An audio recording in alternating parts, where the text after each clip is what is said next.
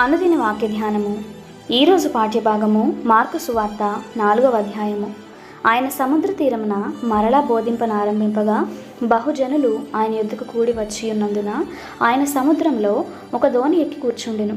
జనులందరూ సముద్ర తీరమున నేల మీద నుండిరి. ఆయన ఉపమాన రీతిగా చాలా సంగతులు వారికి బోధించుచు తన బోధలో వారితో ఇట్లనెను. వినుడి, ఇదిగో విత్తువాడు విత్తుటకు బయలు వెళ్ళెను. వాడు విత్తుచుండగా కొన్ని విత్తనములు త్రోవ పక్కన పడెను. పక్షులు వచ్చి వాటిని మృంగివేసెను. కొన్ని చాలా మన్ను లేని రాతి నేలను పడెను. అక్కడ మన్ను లోతుగా ఉండనందున అవి వెంటనే మొలిచెను గాని సూర్యుడు ఉదయింపగానే అవి మాడి వేరు లేనందున ఎండిపోయెను. కొన్ని ముండ్ల పొదలలో పడెను. ముండ్ల పొదలు ఎదిగి వాటిని అణిచివేసెను గనుక అవి ఫలింపలేదు. కొన్ని మంచి నేలను పడెను. అవి మొలిచి పెరిగి పైరై 30దంతులుగాను 60దంతులుగాను 100ంతులుగాను ఫలించెను. వినుటకు చెవులు గలవాడు వినుగాక అని చెప్పెను. ఆయన ఒంటరిగా ఉన్నప్పుడు 12 మంది శిష్యులతో కూడా ఆయన చుట్టూ ఉండిన వారు ఆ ఉపమానమును గూర్చి ఆయనను అడిగిరి. అందుకు ఆయన, దేవుని రాజ్య మర్మము తెలుసుకొనుటకు మీకు అనుగ్రహింపబడి ఉన్నది కానీ వెలుపల నుండి వారు ఒకవేళ దేవుని వైపు తిరిగి పాప క్షమాపణ పొందుదురని వారు చూచుటకైతే చూచియు కనుగొనకను వినుటకైతే వినియు గ్రహింపకయు నుండుటకును అన్నీ ఉపమాన రీతిగా వారికి బోధించబడుచున్నవని వారితో చెప్పెను. మరియు ఈ ఉపమానము మీకు తెలియలేదా? అలాగైతే ఉపమానములన్నీ మీకెలాగూ తెలియనెను. విత్తువాడు వాక్యము విత్తుచున్నాడు. త్రోవ పక్కన నుండి వారెవరనగా వాక్యము వారిలో విత్తబడును గాని వారు వినిన వెంటనే సాతాను వచ్చి వారిలో విత్తబడిన వాక్యం ఎత్తుకొని పోవును. అటువలే రాతి నేలను విత్తబడిన వారెవరనగా వాక్యము విని సంతోషముగా అంగీకరించువారు. అయితే వారిలో వేరు లేనందున కొంతకాలము వారు నిలుతురు గాని వాక్యము నిమిత్తము శ్రమ అయినను హింస అయినను కలుగుగానే వారు అభ్యంతరపడుదురు. ఇతరులు ముండ్ల పొదలలో విత్తబడిన వారు. వీరు వాక్యము విందురు గాని ఐహిక విచారములను ధనమోసమును మరి ఇతరమైన అపేక్షలను లోపల చొచ్చి వాక్యమును అణచివేయటం వలన అది నిష్ఫలమగును.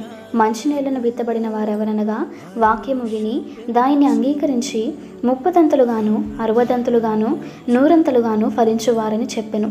మరియు ఆయన వారితో ఇట్లనెను, దీపము దీపస్తంభము మీద నుంచబడుటకే గాని కొంచెము క్రిందనైనను మంచము క్రిందనైనను నుంచబడుటకు తేవడదు గదా. రహస్యం ఏదైనను తేటపరచబడకపోదు, బయలుపరచబడుటకే గాని ఏదియు మరుగు చేయబడలేదు. వినుటకు చెవులు ఎవనికైనను నుండిన ఎడల వాడు వినుగాక అనెను. మరియు ఆయన, మీరేమి వినుచున్నారో జాగ్రత్తగా చూచుకొనుడి. మీరెట్టి కొలతలతో కొలుతురో మీకును అట్టి కొలతలతోనే కొలవబడును. మరి ఎక్కువగా మీకు ఇయ్యబడును.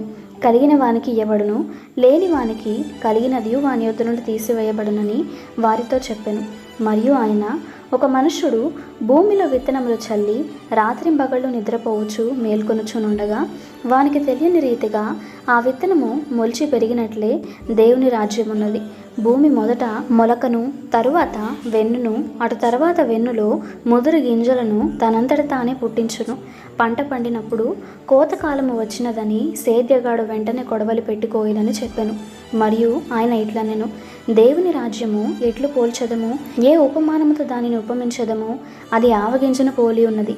ఆవగింజ భూమిలో విత్తబడినప్పుడు భూమి మీదనున్న విత్తనములన్నిటికంటే చిన్నదే గాని విత్తబడిన తరువాత అది మొలిచి ఎదిగి కూర మొక్కలన్నిటికంటే పెద్దదై గొప్ప కొమ్మలు వేయును గనుక ఆకాశ పక్షులు దాని నీడను నివసింపగలవనెను. వారికి వినుటకు శక్తి కలిగిన కొలది ఇలాంటి అనేకమైన ఉపమానములను చెప్పి ఆయన వారికి వాక్యమును బోధించెను. ఉపమానము లేక వారికి బోధింపలేదు గాని ఒంటరిగా ఉన్నప్పుడు తన శిష్యులకు అన్నిటినీ విశదపరచెను.